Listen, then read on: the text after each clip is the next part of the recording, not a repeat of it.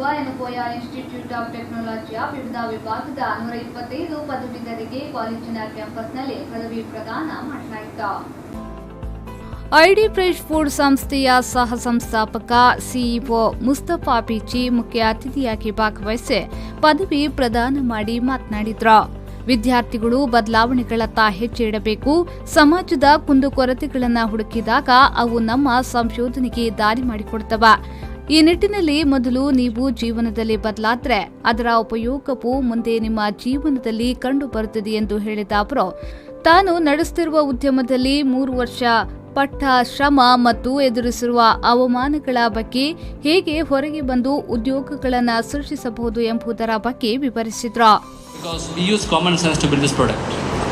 So my last message to you is look around, identify such issues in the market and use common sense to solve it. That's the best way to build a business and to stay ahead of competition and fail. Our background doesn't matter. None of us had any experience in making breakfast. Forget about making breakfast. We had no experience in eating breakfast.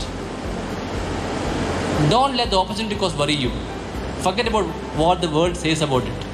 If you are passionate about something, go ahead and do it. Don't waste your time. It is okay to make mistakes. Don't wait for complete knowledge to start something new.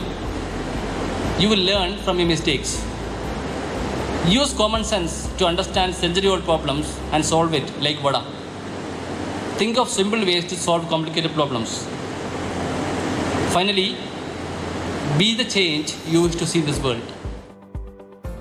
ಯೂನಿವರ್ಸಿಟಿಯ topper Santhosh ಅವರನ್ನ ಇದೇ ಸಂದರ್ಭ ಗುರುತಿಸಿ ಗೌರವಿಸಲಾಯಿತು.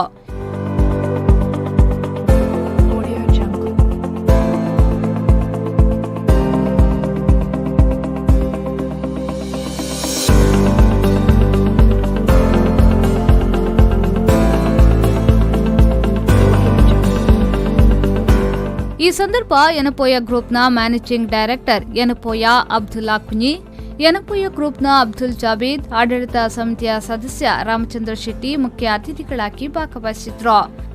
Mechanical ವಿಭಾಗದ ಮುಖ್ಯಸ್ಥ doctor Satheesan, electrical ವಿಭಾಗದ ಮುಖ್ಯಸ್ಥ Prasanna Rao, electronics ವಿಭಾಗದ ಮುಖ್ಯಸ್ಥ ಗಂಗಾಧರ್, ಕಂಪ್ಯೂಟರ್ ಸೈನ್ಸ್ ವಿಭಾಗದ ಮುಖ್ಯಸ್ಥ ಗುರುಪ್ರಸಾದ್ ಮತ್ತು ಇನ್ಫಾರ್ಮೇಷನ್ ಸೈನ್ಸ್ನ ಮುಖ್ಯಸ್ಥ ಪಾಂಡು ನಾಯಕ್, ಪ್ರಾಂಶುಪಾಲ ಡಾಕ್ಟರ್ ಆರ್.ಜಿ. ಡಿಸೋಜಾ, ಸಹಾಯಕ ಪ್ರಾಧ್ಯಾಪಕ ವಿಜಯ್ ಉಪಸ್ಥಿತರಿದ್ದರು.